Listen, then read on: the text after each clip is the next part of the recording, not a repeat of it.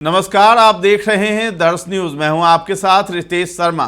बिहार इस समय बाढ़ की चपेट में है। राज्य के 16 जिलों में बाढ़ का कहर देखने को मिल रहा है। बिहार में हर साल बाढ़ क्यों आती है, इस सवाल का जवाब जनसुराज के सूत्रधार प्रशांत किशोर ने दिया है। प्रशांत किशोर ने कहा है कि बिहार में उचित जल प्रबंधन की योजना नहीं है, इस वजह से ही आधा बिहार बाढ़ की चपेट में आता है। इसके अलावा जल जमाव और सूखे की भी समस्या है। पीके ने कहा कि बिहार की लगभग 50% जमीन ऐसी है जहां बाढ़ का जोखिम है, जबकि 30% जमीन पर स्थायी जल जमाव की स्थिति है। 25 से 27% जमीन सूखे की चपेट में है। उन्होंने विस्तार से बताया है कि अगर पूरे बिहार को क्षेत्रवार देखा जाए तो उत्तर बिहार के तराई वाले क्षेत्रों जैसे पश्चिमी चंपारण, पूर्वी चंपारण, शिवहर, सीतामढ़ी, मधुबनी, दरभंगा, सुपौल, अररिया, किशनगंज में बाढ़ और नदियों के कटाव की समस्याएं प्रमुख हैं। वहीं गोपालगंज, सिवान, छपरा, वैशाली, समस्तीपुर, खगड़िया और बेगूसराय जैसे जिलों में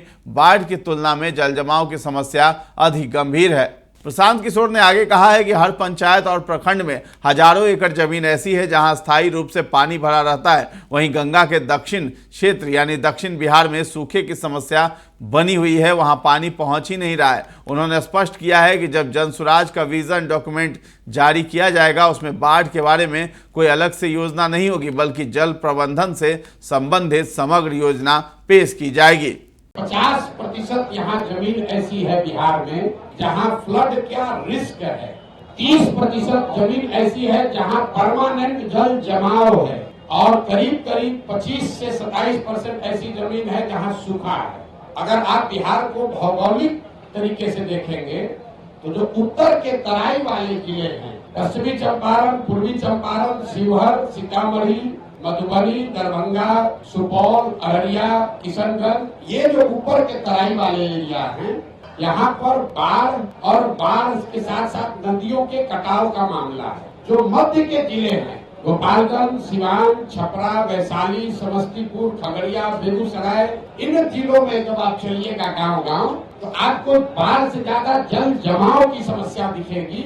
हर पंचायत में, प्रखंड में हजारों एकड़ जमीन ऐसी है जहां पानी परमानेंट लगा रहता है। और जब गंगा के आप दक्षिण में आते हैं, जिसको आप दक्षिण बिहार कहते हैं, यहाँ पर सूखे की समस्या है, पानी नहीं पहुंच रहा है। तो जनसुराज का जो विजन डॉक्यूमेंट जारी होगा उसमें आप बाढ़ पर कार्यक्रम नहीं देखेंगे, उसमें आप वाटर ग्रिड की बात देखेंगे कि जहाँ बाढ़ है, जहाँ जल जमाव है और सूखा, इन तीनों का एक integrated plan, Kosi plan, Gandak plan नहीं, सोन कैनाल नहीं, एक इंटीग्रेटेड प्लान हो जिसमें बाढ़, जल जमाव और सूखे को एक तरीके से एक बार एड्रेस किया जाए।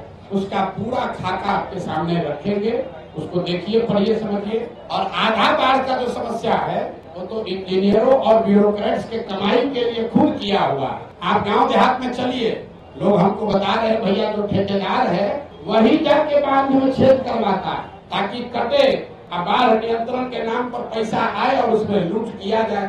तो हमको फ्लड कंट्रोल नहीं करना है, हमको यहाँ जल जो यहाँ का अभिशाप बना हुआ है, इसको बिहार की एक बड़ी ताकत में परिवर्तित करना है। चाइना ने आज से सैकड़ों साल पहले ये करके दिखाया है। उन्होंने नदियों का ग्रिड बनाकर बाढ़, सूखे और जल जमाव की समस्या का समाधान निकाला।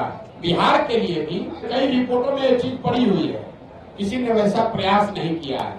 तो जनसुराज का बाढ़ रोकने के लिए कोई विजन नहीं है। जल प्रबंधन, जल का समुचित उपयोग कैसे हो, बाढ़, जल जमाव और सूखे से परमानेंट छुटकारा कैसे हो, इसका विजन डॉक्यूमेंट आपको गांधी मैदान से जारी करेंगे और हम चाहेंगे कि आप उसको पढ़िए। पीके ने आगे कहा है कि विजन डॉक्यूमेंट में एक समन्वित जल प्रबंधन योजना होगी जिसमें बाढ़, जल जमाव और सूखे को एक साथ समाधान किया जाएगा। कोसी प्लान, गंडक प्लान या सोन कनाल जैसी अलग अलग योजनाओं के बजाय एक इंटीग्रेटेड प्लान होगा जो तीनों समस्याओं का समग्र समाधान करेगा।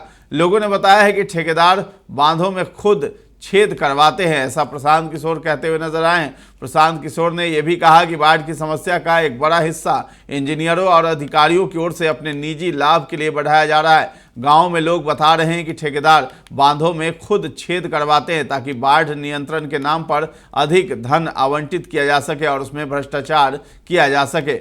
बाढ़ को चीन की तरह एक बड़ी ताकत में भी बदलेंगे प्रशांत किशोर। जी हां, जनसुराज के नेता पीके ने कहा कि हमें केवल बाढ़ नियंत्रण नहीं करना है, बल्कि इस जल को जो अभी अभिशाप बना हुआ है बिहार की एक बड़ी ताकत में बदलना है। चीन ने सैकड़ों साल पहले इसी तरह का समाधान कर दिखाया है। उन्होंने नदियों का ग्रिड बनाकर बाढ़, सूखे और जल जमाव की समस्याओं का हल निकाला है। तो अभी फिलहाल जो है नेपाल में भारी त्रासदी मची है और भारी बारिश के कारण जो है कोसी बराज, गंडक बराज, इन सभी के फाटक खोल दिए गए हैं और बिहार में भी बाढ़ का पानी आ गया है, जिस वजह से पूरा बिहार का सीमांचल और कोसी क्षेत्र जो है बाढ़ की स्थिति में है, बाढ़ की चपेट में आ गया है। पूरा इलाका जलमग्न हो गया है, जिसको लेकर के जान माल की क्षति हो रही है और कई घर जो है सभी गंगा नदी में समा जा रहे हैं। तो फिलहाल इस खबर में इतना ही है। दर्श न्यूज के साथ बने रहें और अभी तक हमारे चैनल को आपने सब्सक्राइब नहीं किया है तो जरूर कर लें। धन्यवाद।